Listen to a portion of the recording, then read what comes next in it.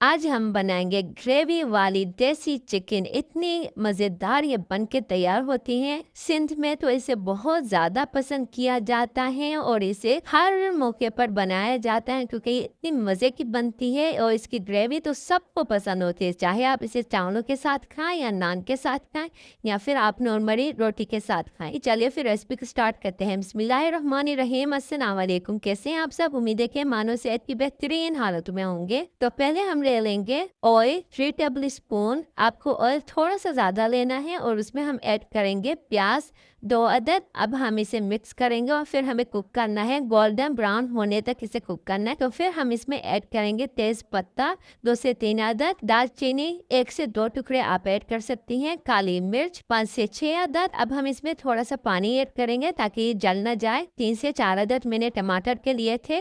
1 teaspoon लाल मिर्च, 1 teaspoon हल्दी। अच्छे से इसे मिक्स करेंगे और इसे कुक करेंगे 10 मिनट ताकि जो टमाटर की स्मेल है वो बिल्कुल ख़त्म हो जाए।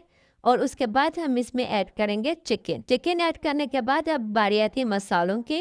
1 टेबल स्पून हम इसमें डालेंगे गरम मसाला, हरी मिर्च 2 से 3 अदद और आलू तो इसमें डालने ही डालने हैं, तो हम डालेंगे 2 अदद आलू। इसे इस तरह से कट करके हम ऐड करेंगे, इसे अच्छे से मिक्स करेंगे। लास्ट में हम इसमें ऐड करेंगे नमक हस्बे जायका। नमक डालने के बाद हम इसे 5 मिनट कुक करेंगे और फिर हम इसमें ऐड करेंगे पानी। जितनी ग्रेवी आपको ज़्यादा चाहिए आप उतना पानी डाल सकते हैं, बट इतना भी ना डालें कि उसका टेस्ट ही ख़त्म हो जाए।